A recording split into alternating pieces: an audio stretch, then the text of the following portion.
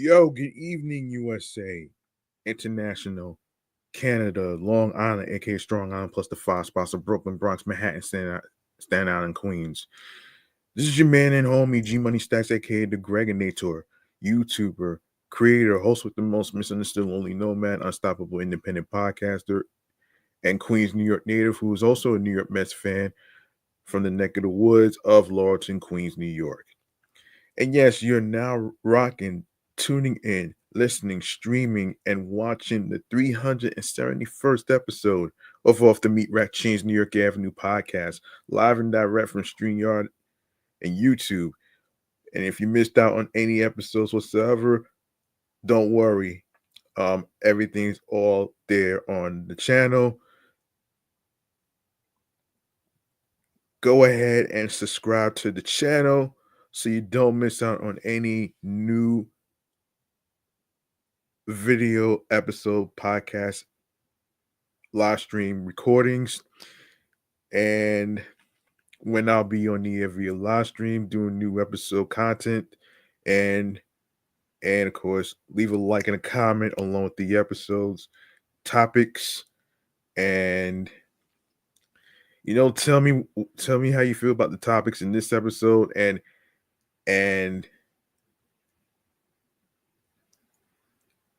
which topics are your favorite. All right. So, without further ado, I'm just gonna cut to the chase and go on to. Hang on a sec. Hang on. And I hope everybody's keeping themselves warm. It is super windy right now, and yes, I did see some snow earlier, and hopefully it wasn't a lot to shovel. So, I hope y'all are okay out there. So, all right. All right, so let's get into some transit stuff, man, in the New York Mass Transit files right here. Let's go.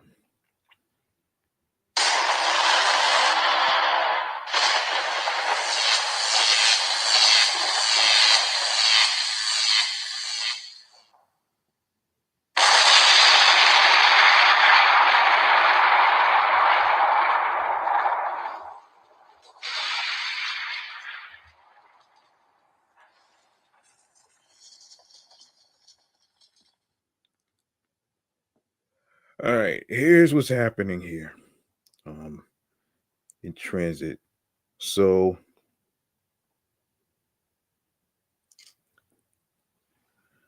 let's get to it. All right. So, according to Mass Transit Mag,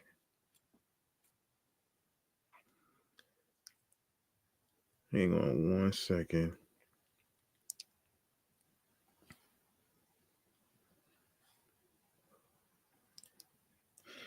Yes. So the New York Metropolitan Transportation Authority Chairman General Lever's announcement for the release of the request for proposals to support the Federal National Environmental Policy Review and Environmental Impact Statement, along with preliminary design and engineering to advance the proposed $5.5 billion Brooklyn Queens Light Rail Interborough Express Connector project is wishful thinking. The $67 million in funding to pay for this work leaves the project with a potential shortfall in $5.43 billion in funding. Over 2 years ago, New York Governor Kathy Hochul announced that the MTA will move forward with the proposed Brooklyn Queens Light Rail Interborough Express Connector project.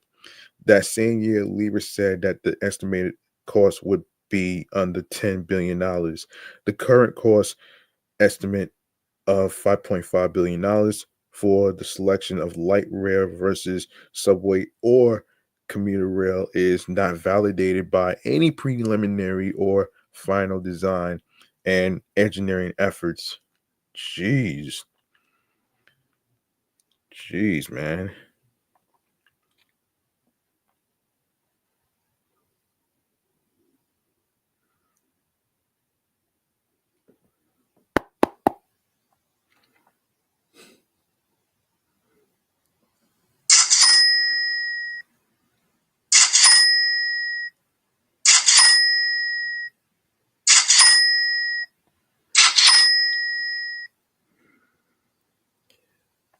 All right.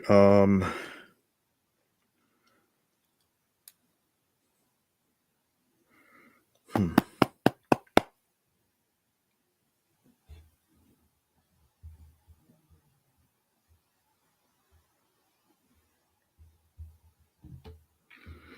All right. So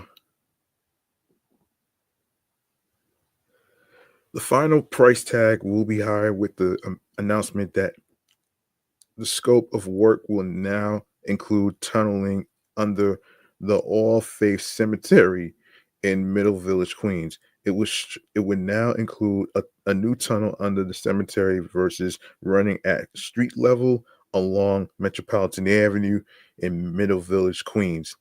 This will easily increase the overall project cost between several hundred million to 1 billion or more dollars above the current $5.5 billion. The MTA has a history of low-balling project costs by hiding both financing and debt service payments under the agency operating rather than capital budget. Damn. Damn.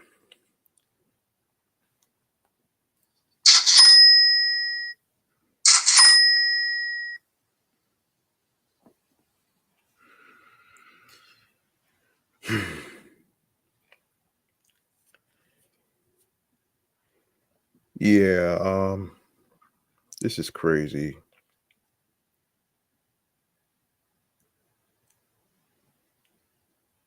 The proposed route of the Brooklyn Queens connector runs from Jackson Heights, Queens, and terminates in Bay Ridge, Brooklyn. There are serious legal and operational issues to be resolved with the Federal Railroad Administration. They have regulatory jurisdiction over significant portions of the proposed route, which would run adjacent to existing active freight tracks. Light rail and freight trains have to coexist on the same narrow corridor. Project costs will include a series of new light rail stations with elevators and escalators. This is necessary to provide transfer capacity with 17 subway and one Long Island Railroad stations that intersect along the route. Connecting to each subway or commuter's rail station would could easily cost anywhere from 100 to 200 million dollars. Imagine the cost of escalators and LADA. Add to that new track communications and signal systems power substations, 100 or more new light rail cars, $2 million per car, and recommended environmental remediation activities as a result of the future NEPA um, EIS finding.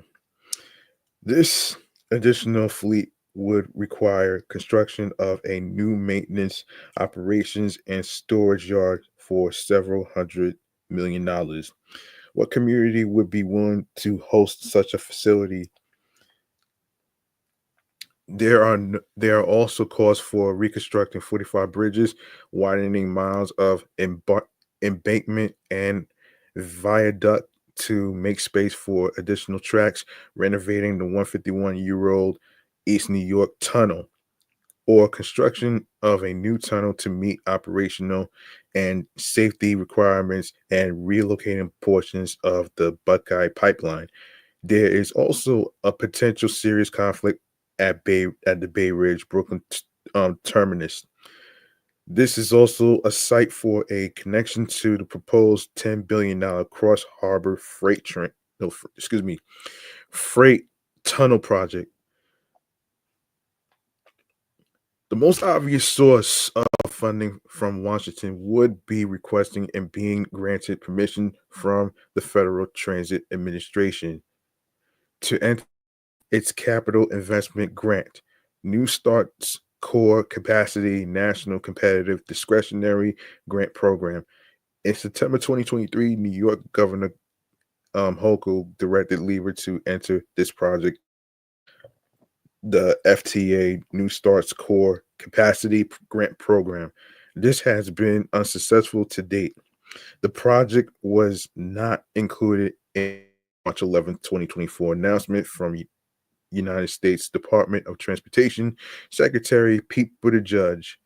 This concerned President Biden's fiscal year 2025 budget request under the annual report on funding recommendations FY25 CIG New Starts Core Capacity Program and Expedited Project Delivery Pilot Program for the FTA. This is going to suck, man. So this would have been the federal funding source to finance this project. For a project of this size and cost, it can average 5 years before MTA would complete this process from start to finish. Upon completion, FTA would offer the MTA a CIG full funding grant agreement, which provides actual federal funding. This process was used to fund both the MTA $11.2 billion plus $600 million in long-term debt service payments, LARR East Side, access to Grand Central Madison, New York City Transit, $4.5 billion, Second Avenue Subway Phase 1, and NYC Transit, $7.7 billion, Second Avenue Subway Phase 2. Three critical requirements under CIG FFGA are: MTA has a dedicated local share to match the federal share under the FFGA, legally has to cover any cost overruns as the FFGA caps the total federal share of costs. There is sufficient local funding upon project completion to maintain and operate the new transit system, capital investment and service. Shit. How will the MTA comply with this, with the looming multi-billion, multi-year ongoing financial deficit, growing long-term debt currently at $48 billion, $700 million in annual fare evasion, over $1 billion in annual employee overtime, along with growing employee medical, salary, and pension costs in future years? Anticipated daily riders upon opening of service between 74,000 to 88,000 is based upon transportation ridership forecasting modeling will have to be periodically updated. The same holds true for an anticipated 115,000 daily riders in 2045. These numbers may be overly optimistic. The service plan calls for 5-minute headway between trains at rush hour and 10-minute headway off peak. There is no available information concerning operating costs to subsidize this level of service. How will the MTA find these additional funds within their operating budget upon start of service? The $2.75 billion in the new proposed MTA $68 billion 2025 to 2029 5-year capital plan is counting on currently non-existent matching $2.75 billion in federal dollars. This FTA share is based upon the now outdated $5.5 billion cost estimate. Adding tunneling to the scope of work would require even more funding from the FTA to complete the funding package could easily grow to between $6 to $7 billion for construction to start. The proposed $68 billion 2025 to 2029 5-year capital plan is short $33 billion. I predict that this project will be the first to be dropped. This would reduce the shortfall for the $68 billion 5-year capital plan to $30.3 billion. Funding for safety and state of good repair capital projects are a higher priority than any system expansion projects. Consideration of funding for this project should be postponed until next MTA 2030 to 2034 5-year capital plan. Completion of the planning feasibility study for this project was just the first of many steps. Based upon past history for other MTA mega projects, even if the funding is eventually found, don't be surprised if it requires another 15 to 20 years before opening day of service. Most of the 5 million pre-COVID-19 and current 4 million riders would prefer clean, safe, reliable service at a reasonable price before any system expansion projects such as the $5.5 billion Brooklyn Queens light rail others. Yeah, I don't everybody's having mixed feelings about all this stuff though. And speaking of mixed feelings, man, so a boy got sucker punched. Here's what's going on here. So the police in the Bronx are looking for the suspect who sucker punched and stabbed a 14-year-old boy on board a bus last week. According to law enforcement sources, the victim was on the BX8 bus near East Gun Hill Road and Broxwood Avenue in Williamsbridge at around 4:30 p.m. on October 25th when the suspect approached him and violently punched him twice in the face. Damn, that's crazy, man. Police could not confirm if anything was said leading up to the attack, but after repeatedly pummeling the young strap hanger, the perp allegedly said, "Oh, I like this," authorities described.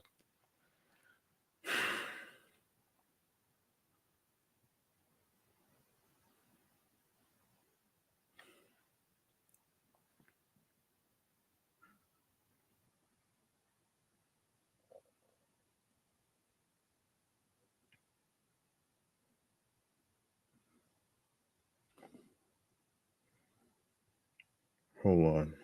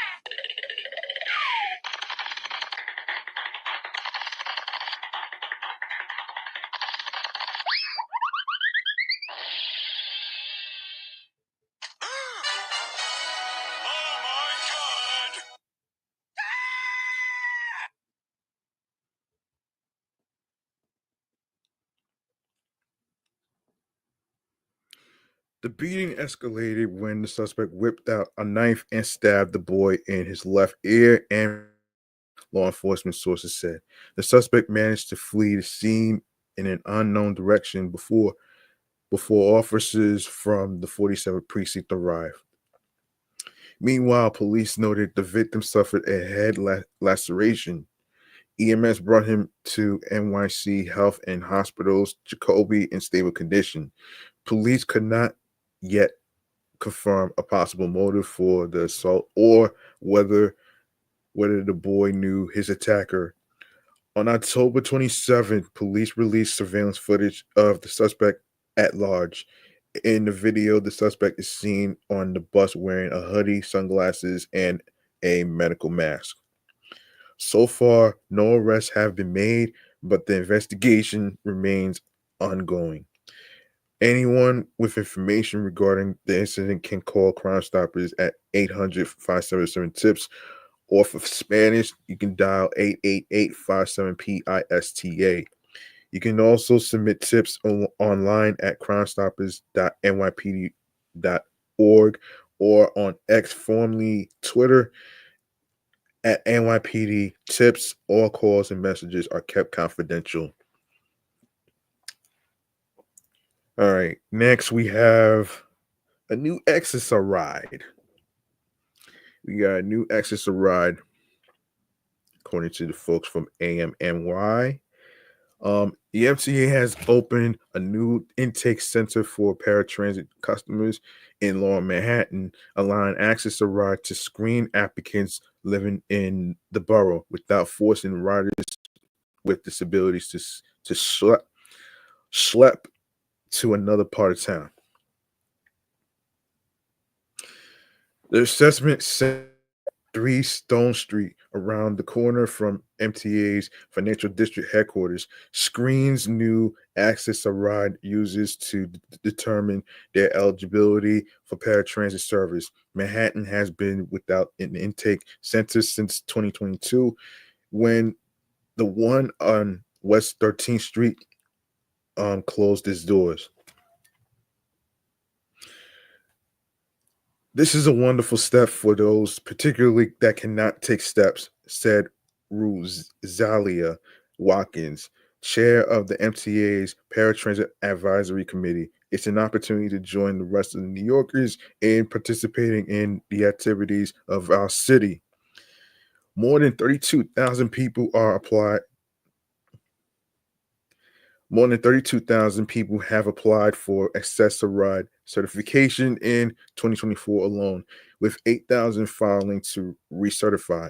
Qualifying New Yorkers with disabilities can take Access Ride to travel through the city for the same price as a subway or bus fare, using the blue and white vans or service contracted out to taxis or for hire vehicles. Only about 30% of the subway system is considered accessible under the Americans with Disabilities Act. At the same time, all city buses are accessible, but they can be slower and do not provide a direct over long distances.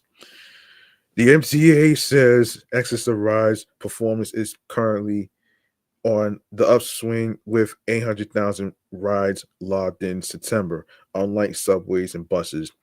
Access to Ride is expected to exceed pre-COVID ridership this year at over 9 million trips.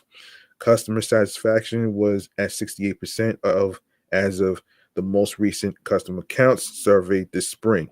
Nonetheless, many disabled commuters who already contend with a transit system not designed for their mobility, find the system to be lacking. The MTA touts on-time performance of over 80%, but what's considered on time is a vehicle arriving within 20 minutes of its scheduled time. The Justice Department has accused the MTA of not operating substantially equal service on Access to Ride as is afforded to riders on the subway and bus, a violation of the Americans with Disability Act due to the long and circuitous routes that riders often must face before they can reach their destination. Federal human rights case against the MTA is currently pending. Damn. Oh boy. Damn. Damn, son. I don't really feel sorry for the MTA. All right. All right. Let's get into something more serious. We have an update in the Luigi Mangione case. Now, as I previously talked about that in in one of the previous episodes, actually, about the whole thing with Mangione, who murdered the CEO of United Healthcare. That's crazy though, man. So that's gonna be the first thing to talk about here in chatting on the jazz.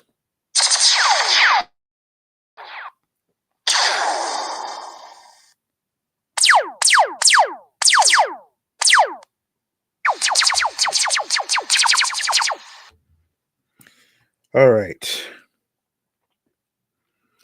All right. So, and of course, according to the folks from TMZ, shouts to them. Mangione formally waived extradition moments ago. He's expected to be taken from Pennsylvania to New York immediately. Luigi Mangione arrived at a Pennsylvania court under heavy security Thursday morning for his extradition hearing, and video briefly captured the Ivy League grad surrounded by police. So, okay, check it out. In Altoona, um, PA, which is Pennsylvania, police car initially drives past a scrum of photogs outside the courthouse and parks inside an open garage. Hmm, come on. So, police officers then helped Mangione wearing an orange jumpsuit with hands cuffed behind him out of the back seat, escorting him inside the building. The From the camera's vantage point, you can only catch a glimpse of the serious look on Luigi's face. Protesters both for and against Luigi held signs outside the courthouse, some calling him the obvious villain, while others demonized the insurance company.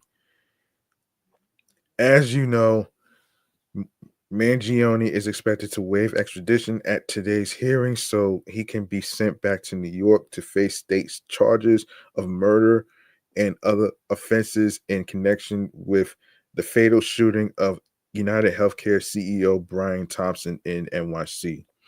This week, Manhattan DA Alvin Bragg announced Mangione's indictment, saying some of the murder charges are considered an act of terrorism. Mangione is also reportedly facing federal criminal charges related to the Thompson slaying, but that indictment remains sealed for now. Yeah, he's supposed to be charged for murder and stalking and all that other stuff. So I really hope that he gets sent to prison for life or even the death penalty. Nobody's feeling sorry for this fucker. Nobody's feeling sorry for this motherfucker, man. There's no excuse on whatever reason it is to murder somebody. All right. All right. What do you say we go to the Truffles, man? Switching gears, man. We're gonna go to the Truffles. All right. So it's crazy that I never had a truffle before, but take a day for it. So, National Truffle Day is celebrated annually on May 2nd. A dictionary search of the word truffle may bring up a subterranean fungus. That isn't what we're celebrating. Right now, we are honoring the great truffle, a beloved chocolate dessert. It comes with finger licking surprises ranging from added fruits and nuts to cream centers. This holiday is also an opportunity to show off your culinary skills to entertain friends and family. Children will take particular pleasure in this holiday. Just make sure to keep them away from the main stash, um, lest they get a sugar high. Um, now we get to the history of National Truffle Day. Chocolate truffles are believed to have been invented by um, Louis uh, Dufour in Chambray in 1895. This was as a result of an experiment whereby he was trying to come up with a very delicious Christmas treat. Little did he know that it would get its own holiday. Dufour formed some ganache into a ball and dipped it into melted chocolate. Years later, in 1902, his relative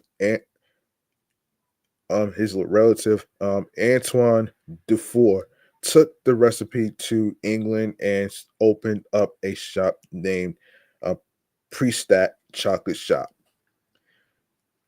Currently, truffles are made in a variety of ways with different ingredients. So, the word truffle comes from the Latin word tuber, which means outgrowth or lump. It dates back to the ancient Egyptians who held truffles in high esteem and ate them coated in goose fat. Oh man. The original chocolate truffle was a ball of ganache or whipped chocolate and cream filling, often flavored and coated in cocoa. Nowadays the term it is often used to describe any type of filled chocolate, but the ganache is what gives the truffle its special distinction. However, today's truffles come in a lot of different shapes and can be coated in a variety of flavorful lusters like sweet curry, peppercorns, and paprika. Filled filled chocolates for about 3 to 4 months. Of course, most chocolates never contain any preservatives or additives, so be sure to eat them while they are fresh.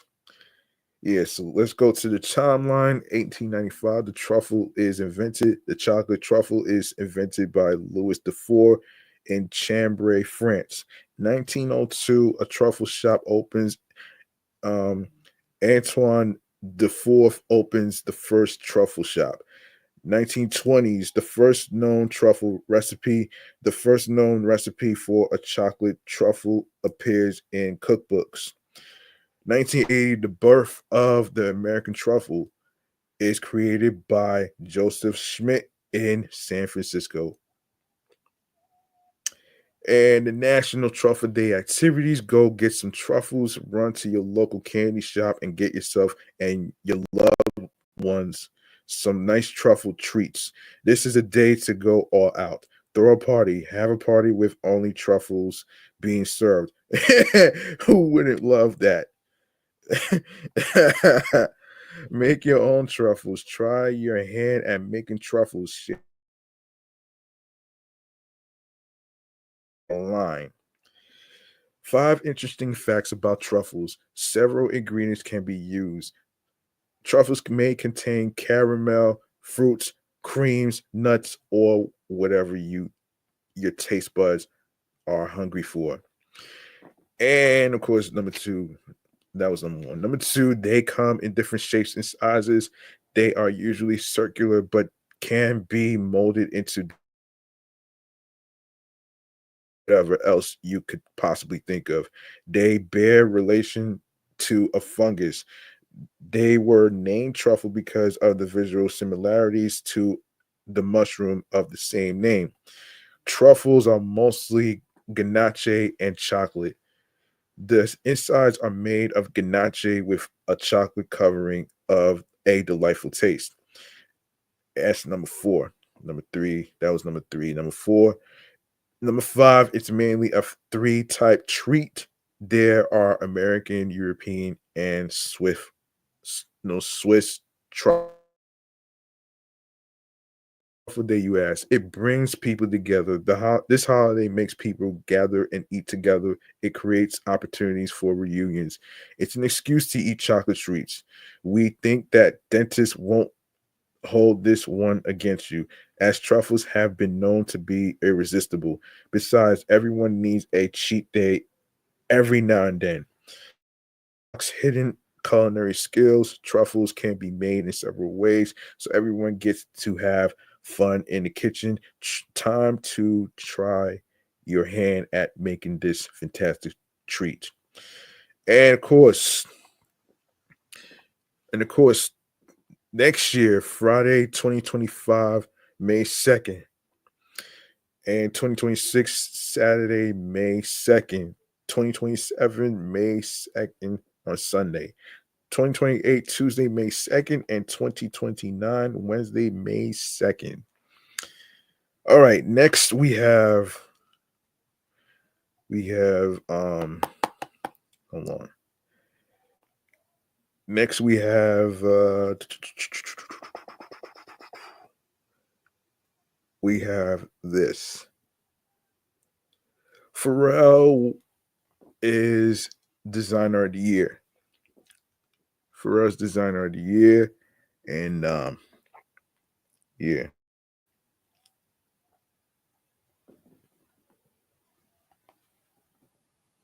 yeah. Hold that thought.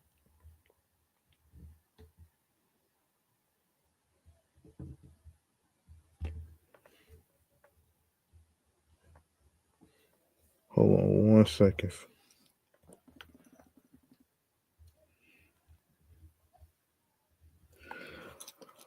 Oh, okay. So, according to the folks from Hip Hop Wired,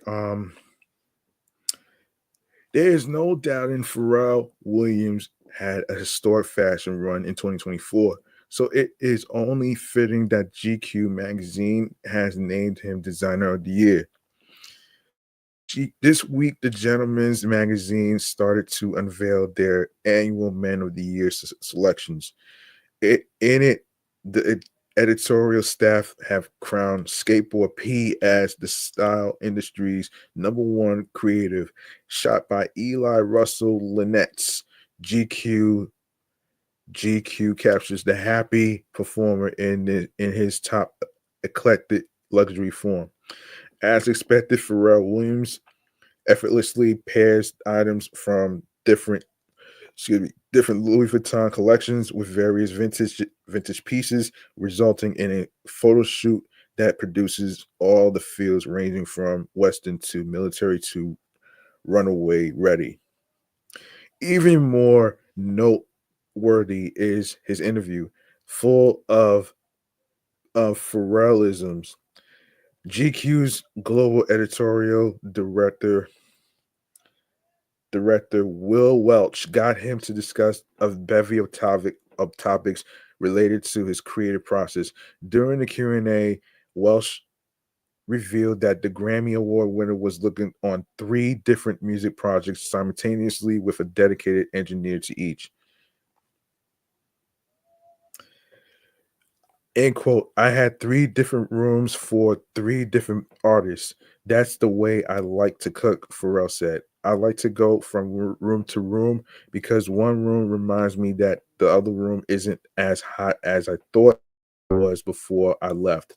Having different rooms going makes you zoom out because you zoom in to make it, but then you zoom out to judge whether it's fire. Later on, he was asked about his Jupiter platform, where he auctioned off many of his signature pieces. When asked if it struck him that Drake purchased his jewelry and then bragged about, he simply responded, "Impressed further about Drizzy buying the pricey charms, he made it clear he didn't give it much thought. I guess some things are not for me to understand. When you let things go, actually letting go, he explained, not just of the physical item, but letting go of the your connection to what it's supposed to mean or the memory. You are literally letting them go. That And of course, you can see Pharrell Williams answer questions from his fans on YouTube, in the GQ's YouTube channel page. So subscribe over there. Oh man, come on.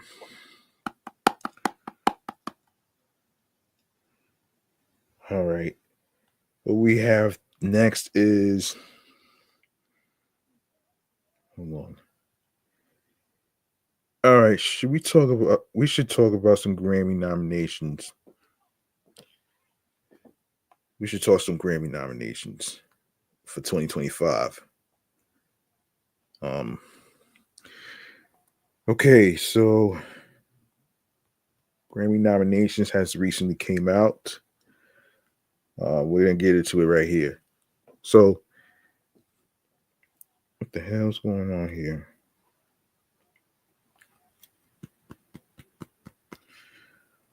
All right. According to the folks from Variety, um, wow, not surprising, but whatever. Beyonce just earned herself another sash. As numbers go, she is easily the queen of the 11 nominations for her Cowboy Carter album and its attendant singles.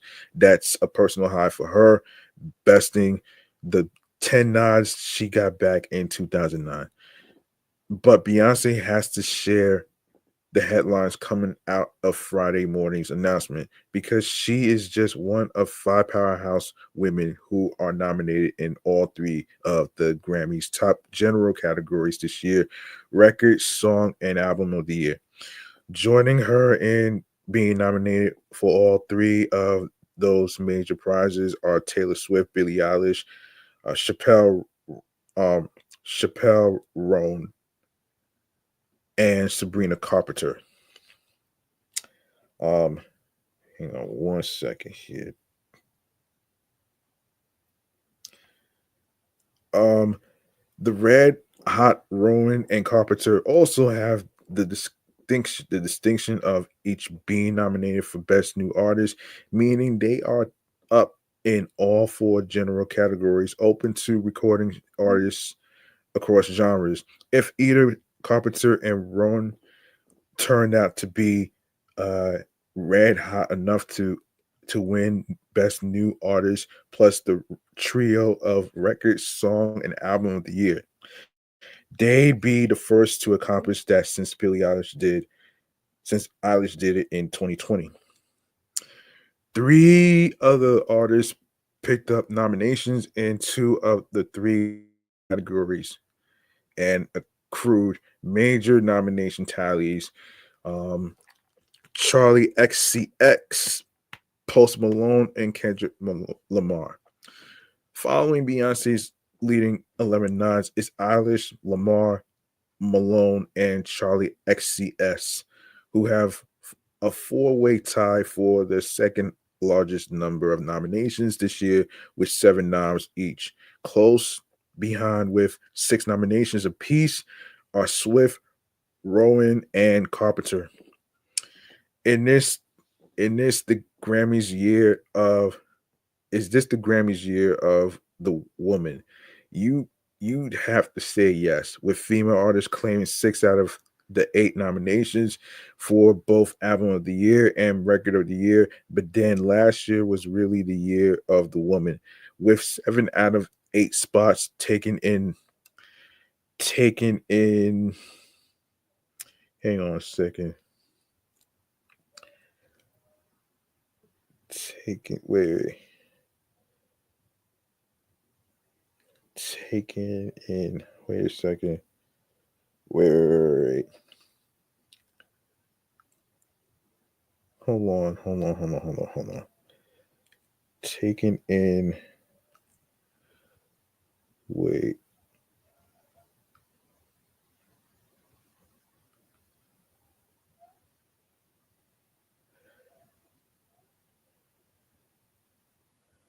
wait a minute. Taken in. Yes, taken in those categories. Um, in other words, this stepping up has been the norm and not the exception of several successive years.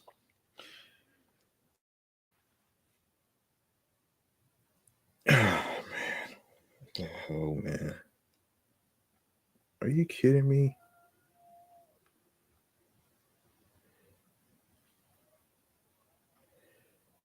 Wait a minute.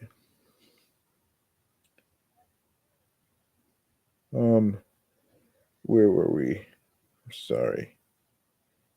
Where the hell were we? This one.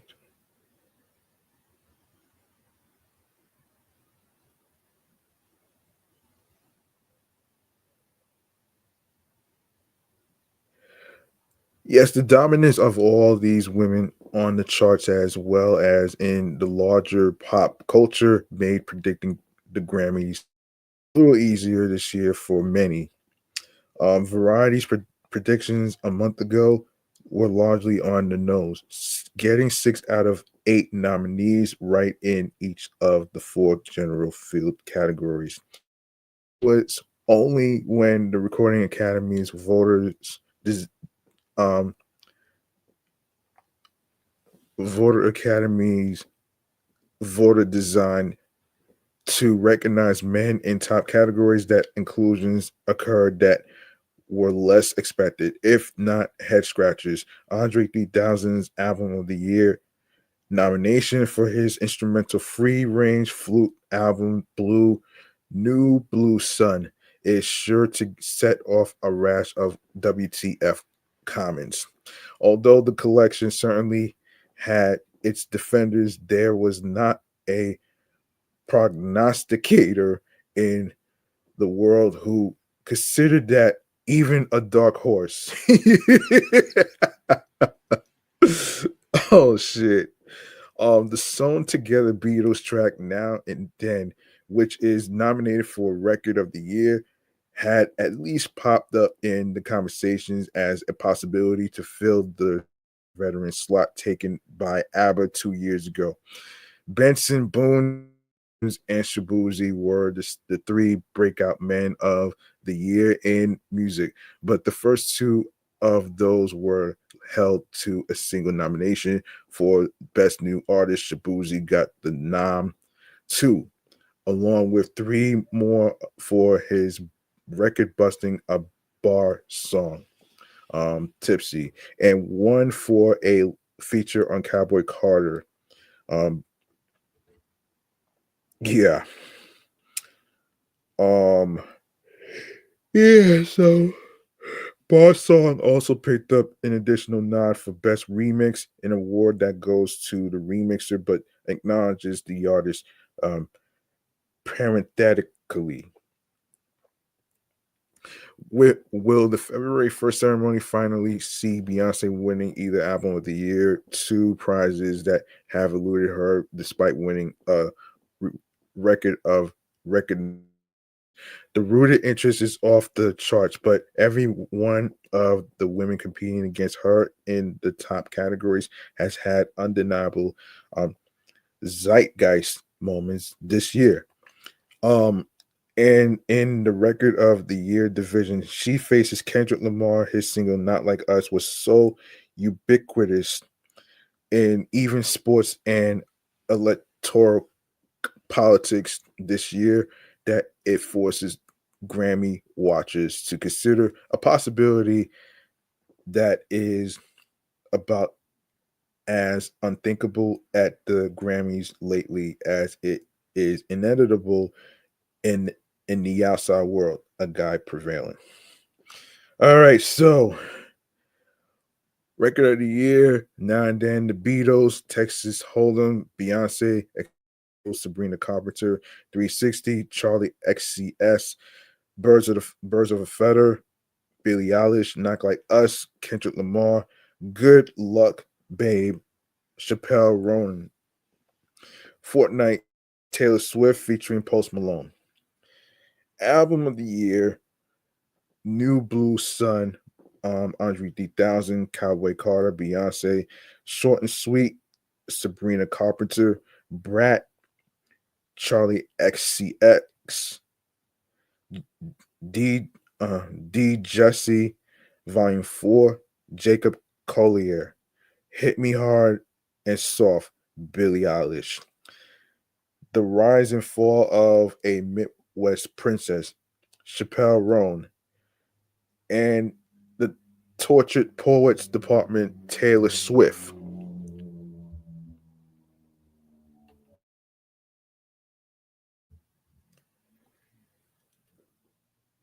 Song of the Year, a bar song, Tipsy, Sean Jarrell Jones, Joe Kent, um, um, um, Chai Buze Collins, Obina, Nevin Sastry, and Mark Williams, songwriters for Shabuzi. Um, Birds of a Feather, um, Billie Eilish, O'Connor, O'Connell, and Phineas, songwriters. Billie Eilish, Die with a Smile, Derns Emil II, James, um, Font Lor, Font Leroy.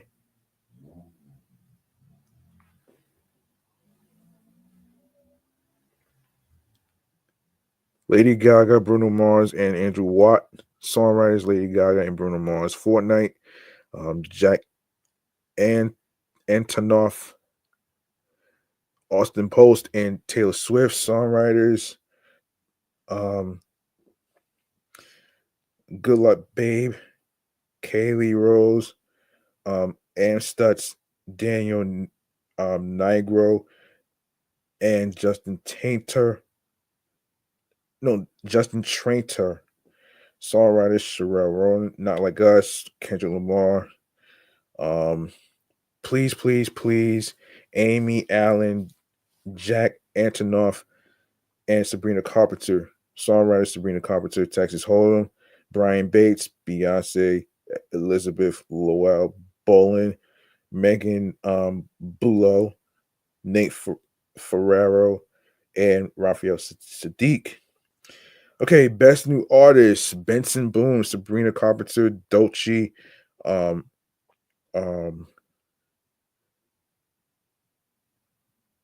Kurangbin, Ray, Chappelle Roan, Shabuzi, and Teddy Swims. Producer of the year is Alicia Durns DeMont, Emil II, Ian Fitchuck Mustard, um, Daniel Nigro. Songwriter of the year, Jesse Alexander, Amy Allen, Edgar Barrera, Jesse Joe Dillon, and Ray. Best pop solo performance, Bodyguard, Beyonce, Espresso, Sabrina Carpenter, Apple, Charlie XCX, Birds of a Feather, Billie Eilish, Good Luck Babe, Chappelle Roan. Best pop duo group performance, Us, Gracie Abrams featuring Taylor Swift, Levi's Jeans, um, Beyonce featuring Post Malone, Guess, Charlie XCX, and Billie Eilish. The Boys Mine, Ariana Grande, um, Brandy and Monica, Die with a Smile, Lady Gaga, and Bruno Mars. Best pop vocal album, Short and Sweet, Sabrina Carpenter, Hit Me Hard and Soft, Billie Eilish, Eternal Sunshine, Ariana Grande, The Rise and Fall of a Midwest Princess, Chappelle Roan, The Tortured Poets Department, Taylor Swift. Best Dance Electronic Recording, She's Gone, Dance On, Disclosure, Loved, Fortet, Leave Me Alone, Fred Again, and Baby Keem. Never Ender, Justice and Tame Impala, Witchy, K-Tronda featuring Childish Gambino. Band's dance pop recording, Make You Mine, Madison Beer, Von Dutch, Charlie XCX, um, D Ma V, over now extended edit by Billie Eilish. Um, yes, and Ariana Grande. We started Troy Sivan. Best dance electronic album. Um, Brat Charlie XCX, 3/4 Tet, Hyperdrama, Justice, um, Timeless, K Tronda, no, K Tronada, excuse me, um, Tilos by Zed. Best remix recorded, Alter Ego, K Tronada, remix, K Tronada, remixer, Dolce featuring JT, a bar song, Tipsy remix, David Guetta, remixer, Shabuzi and David Guetta, Espresso, Mark Ronson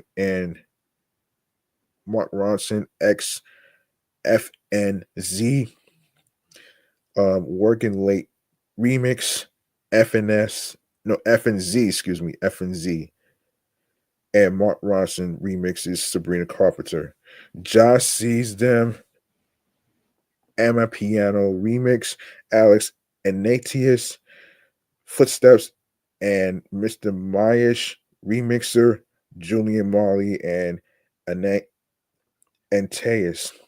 Von Dutch by Cook remixer, Charlie XCX, and A.G. Cook featuring Addison Ray. Traditional pop vocal album, um, A Fleur de Pew, Surreal Amy, Visions, Nora Jones, Good Together, Lake Street Dive, Impossible Dream, Aaron Laser, Christmas Wish, Gregory Porter. Best rock performance, Now and Then, The Beatles, Beautiful People, Stay High, The Black Keys, The American Dream Is Killing Me, Green Day, Gift Horse, Idols, Dark Matter, Pearl Jam, Broken Man, St. Vincent. And of course, best metal performance. You have best rock album, best rock song, best alternative music performance, best alternative music album, best R&B performance. Let's get to that. So, Guidance by Janae Aiko, Residuals by Chris Brown. Here we go. Coco Jones. Made for Me, Live on BT by Money Long, Saturn by SZA. Best traditional R&B is Wet, Marsha Ambrosius, Can I Have This Groove by Kenyon Dixon, No Lie, uh, Layla Hathaway featuring Michael McDonald, Make Me Forget, Money Long, That's You, Lucky Day. Best progressive R&B album, you have So Glad to Know You, Avery Sunshine, and Ruth Duran Bernard, Bando Stone, and The New World, Childish Gambino, Crash, Kalani, Y Lord, NX Worries, or should be No Worries, by Anderson .Paak and Knowledge. Best R&B songs, After Hours, After Hours, oh shit, Giovanna Fraser, Alex Goldblatt, Kalani Parrish, Chris Riddick Tynes, and Daniel Upchurch, songwriters for Kalani. Okay. Burning, Ronald Banfield, and Timilad Opiniyi. songwriters for Tim's. Yeah. Um, Here we go. Obviously by Coco Jones and the songwriters Ruined Me, Money Long, Saturn, the best R&B album, 1111 Deluxe, Chris Brown, Vanta Black, Layla Hathaway, Revenge, Money Long, Algorithm, Lucky Day, and Coming Home by Usher. Best rap performance, um, Enough by Cardi B, Miami, When the Sun Shines, again by Common and Pete Rock featuring Post Post Post the Nuos. Nissan Ultima Dolce, Houdini by Eminem, Like That by Future and Metro Boomin featuring Kendrick Lamar, Yeah Glow, Glorilla, Nas by Kendrick Lamar. Best melodic rap performance, Kalani, Jordan, and D Tunji featuring Kalani. Spaghetti by Beyonce featuring Linda Martell and Shabuzi. We Still Don't Trust You featuring and Metro Boomin featuring The Weeknd. Big Mama, Lotto, 3 a.m. Rhapsody featuring Erica Badu. Rap album. Might Delete Later, J. Cole. The Auditorium, Volume 1, Common and Pete Rock. Alligator Bites, Never Heal by Dolce. The Death of Slim by Eminem. We Don't Trust You by Future and Metro Boomin. Best rap song, Asteroids by Rhapsody featuring Hit Boy. Milana Evans is the songwriter. Carnival, Jordan Carter, Raul Cubina, Grant Dickinson, Samuel Lindley, Saw Pemberton, Dimitri Roger, Ty Dolla Sign, Kanye West, and Mark um, Mark Carl Stalinsky Williams. Songwriters, oh boy, yeah. Songwriters Kanye West and Ty Dolla Sign, featuring Rich the Kid and Playboy Cardi, Like That by Kendrick Lamar. Not Like Us, Kendrick Lamar, Yeah Glow by Glorilla. Okay. Um, and you have the best spoken word poetry album. Let's see. And then you have the best country solo performance, best country duo group performance, best country song, best country album, best American roots performance, best Americana performance, best American roots song, best Americana album, best bluegrass album, best traditional blue album, best contemporary blues album, best folk album, best regional roots music album, and the rest. And the list just goes on, man. Now, if you want to find out more of these categories and the nominations and stuff, you can go to Variety, www.variety.com. All right.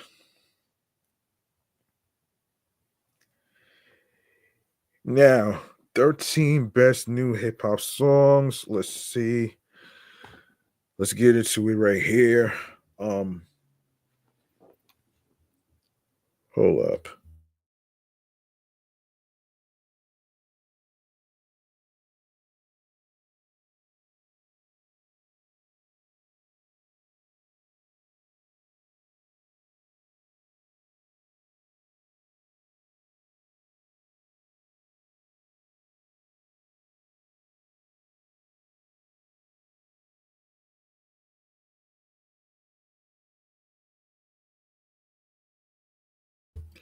Okay, so according to Double XL, week in and week out, There are plenty of brand new rap songs, no matter the time of year. It can really be difficult to stay aware of what's out and also what's hot.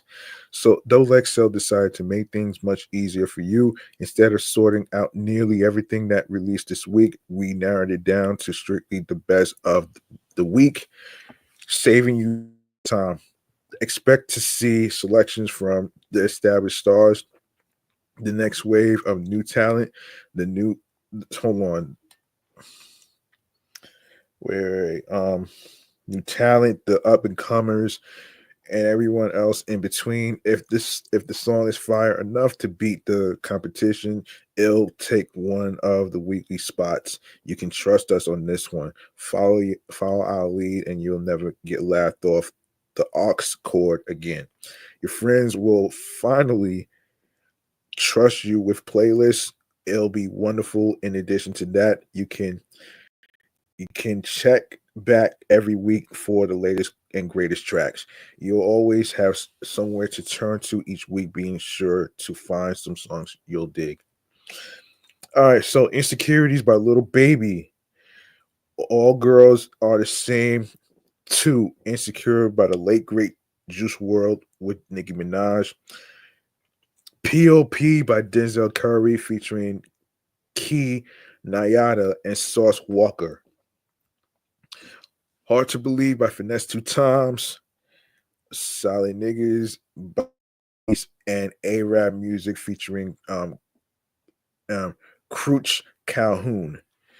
Bibles and Rifles by Maxo Cream. Hakuna Matata. Young Nudie. You got Baby Boy by Cash Doll. Red Toes by Flo J. YGF Pas Saliu. No Bad News Corday featuring Ye, or formerly Kanye West. Grow Up Quando Rondo. And you have Into Your Garden 070 Shake featuring JT.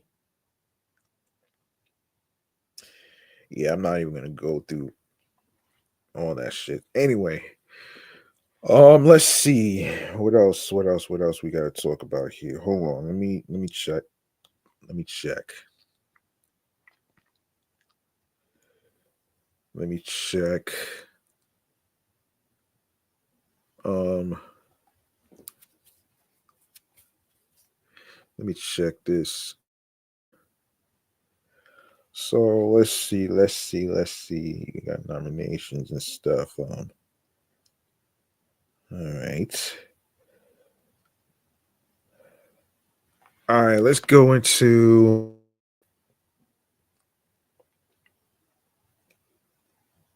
hold on a second.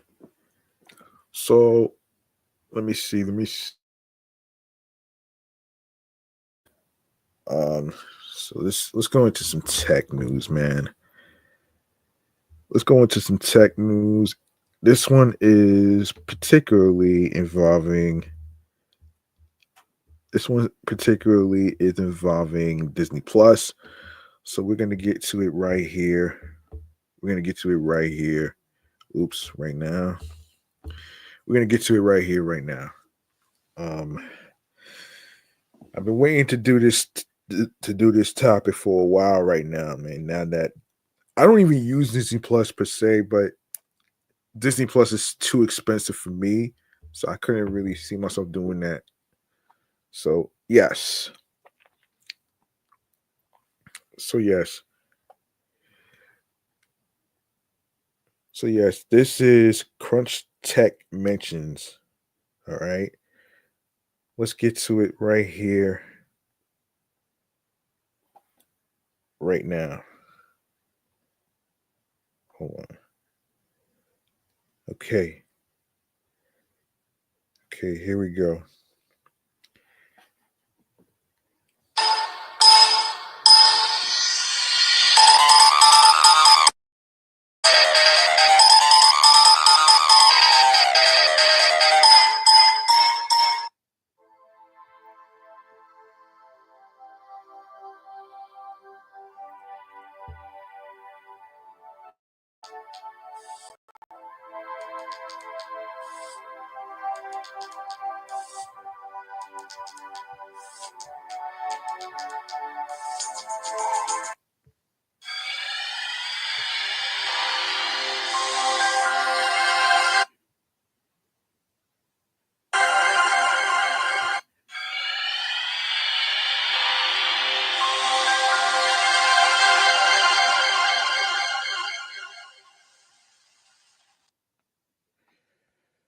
Okay.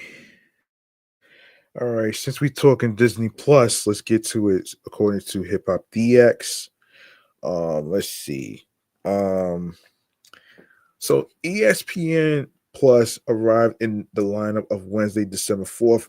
It gets its own tile, on the Disney screen and will give subscribers access to ESPN's library, studio shows, and selective live sporting events. The television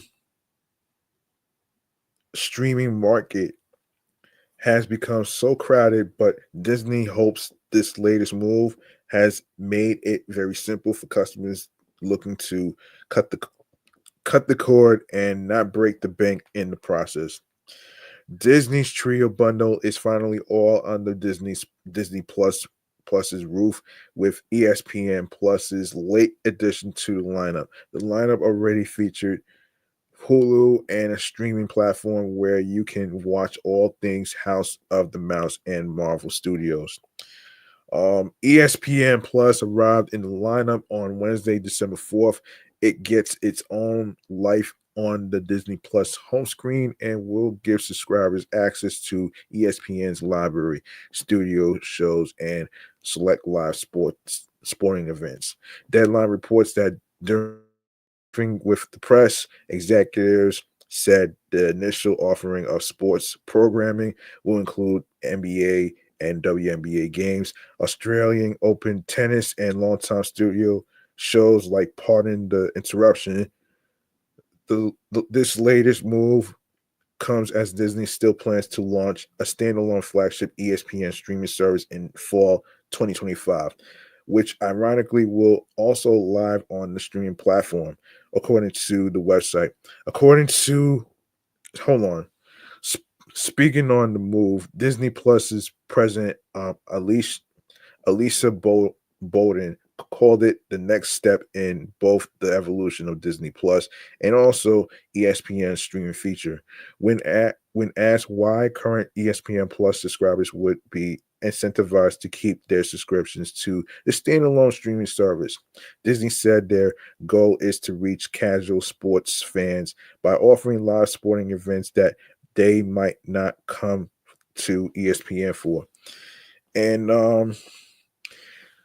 John Lasker, SVP of ESPN Plus, said the 5,000 live events set to be offered via Disney Plus to bundle subscribers in the first 90 days represent a small fraction of the 30,000 events available each year on ESPN. Part of the design there is to stimulate engagement and interest in sports to a casual sports fan that might not otherwise come to ESPN in their normal media behavior. So it's not creating an alternative to ESPN or ESPN Plus, but more an extended reach opportunity. Okay, there you go. There you go, right there, man. Is there anything else in mind that I should actually? Okay, so let's see if there's anything I need to talk about in let's see. Hold on. Let me see if there's anything I need to talk about. Hold on a sec. Um Anything else in tech? I think that's it. Let me hold on. Let me just double check something. Let me double check something real quick.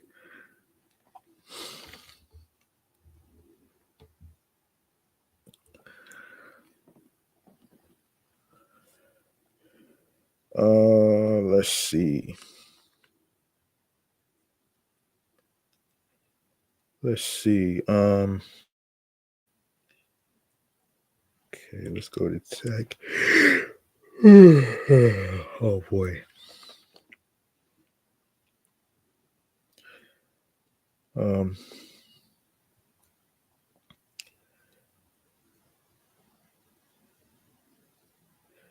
let's get hold on a second. Technology. Let's see. Stream big. We talked about that. We talked about that.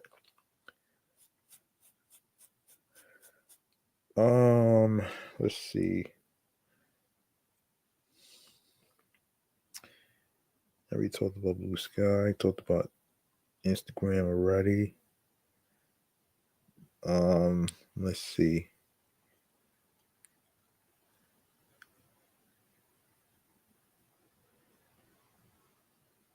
You know what? Hold on a second.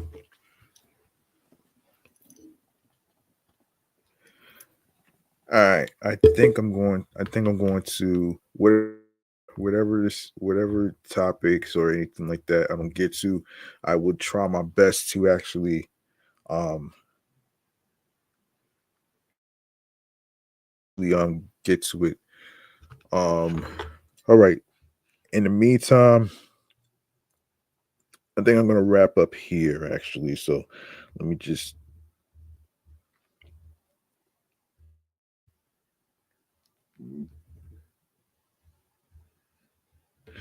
we're gonna wrap up right here with this last segment right here.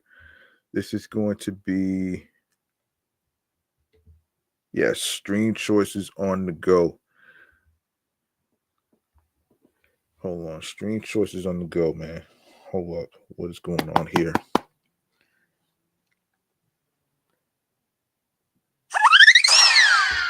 All right, make sure you follow Off the Meat Rack Chainz New York Avenue podcast on Facebook alongside with Threads and Instagram with the same. It's the same usernames. Don't worry, there's no confusion there. So the username on Threads is the same as it is on Instagram, alongside with my other podcast shows that I do. Excellent Fun Vibrant Talks podcast edition show that I do, and Meticulous Vibe Juice podcast. Um, the entertainment review show, which I actually do. Um, and you can follow your host with the most, G Money Stacks 555 in Queens, New York. And yes, if you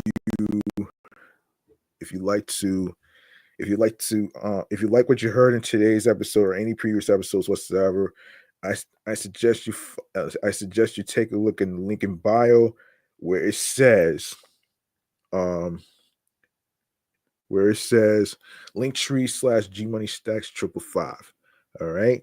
So in the link, you're gonna see stream platforms including Odyssey, Audible, Audioburst, Amazon Music, Breaker, Bullhorn FM, Castbox FM, These are Listen Notes, Moon FM Podcast, Player FM, Pocket Cast, Podbay, Podfriend, Podhound, Podopolo, Podorama, Podcast Index, Podcast Addict, Podchaser, Podverse, Podcast Guru, Podvine, Snip, Spotify for Creators, Stitcher, TuneIn Radio, Fountain, Radio Public, iHeartRadio, the number one app where you can listen to music, radio shows, and podcasts. Credit card or debit card to download iHeartRadio. All you need to do is download the apps onto your iPhones, Android phones, iPads, Android tablets, laptops, Apple and Dell models. All right. And all you need to, and also you can follow the podcast on iHeartRadio along with audio streaming platforms that I just mentioned. And also make sure you subscribe to the YouTube channel G Money Stacks 555 for more live video episode podcast live stream recordings of new topics Leave a like and a comment along with the episodes. Tell me how you feel about the episode topics, including the nominations and the Grammys of 2025. And of course,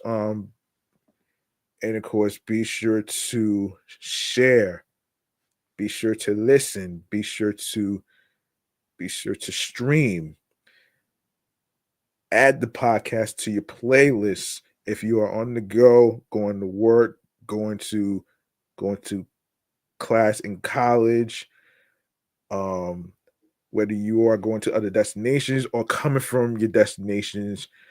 You can actually check it out when you have a chance. And of course, enable alerts so you don't miss out on anything in particular like the new episodes that's going to be that's on it's on streaming platforms Mondays, Wednesdays, and Fridays. Streaming platform including YouTube, and of course, tell a friend to another friend. And word of mouth is important, so spread the word. And my link tree / G Money Stacks 555 link on podcast. And of course, whenever you listen, stream, and watch new episodes of the podcast. All right.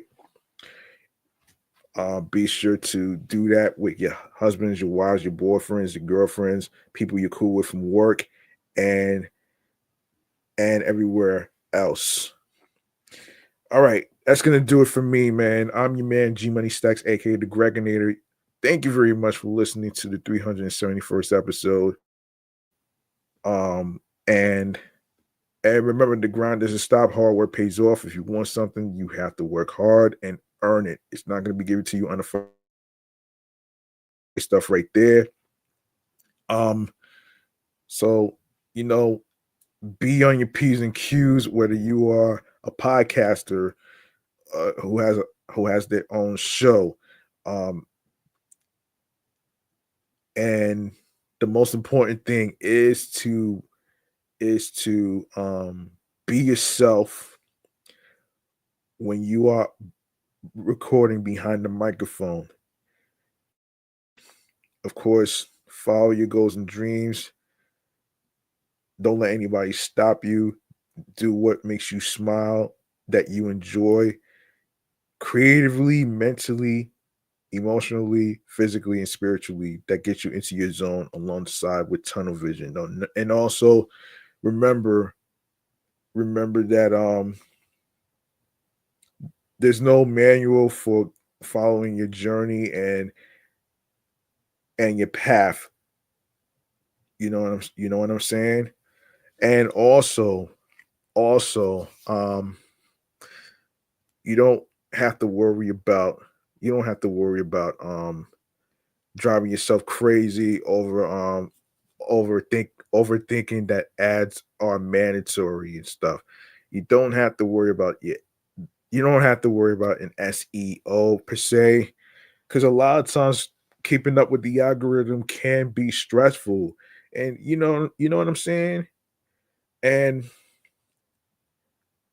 you know what? Not everything in life is fucking mandatory. Remember, don't drive yourself crazy over ads, and all that other stuff, man. You know what I'm saying? So, um, with that, being said, man, you know, ask yourself this question, man. Are you creating a podcast for money and fancy ads for the moment, or are you doing this on a consistency basis for fun? All right. So there you go, right there, man. I'm up out of here. I'll see y'all next time on the flip side with new episodes, new topics, and everything else in between. Um, and I hope you folks at home that's in the tri-state area of Connecticut, New Jersey, Long Island, and the 5 boroughs of Brooklyn, Bronx, Manhattan, Staten Island, and Queens are keeping yourselves warm in this brutal cold weather. There's more to come. It's already the beginning of winter. So try to keep yourself warm and do as much Christmas shopping as you can. Christmas trees, eggnogs, you just name it, man. All right. I'm signing off. Peace and one love. See y'all next time. Good night, everybody.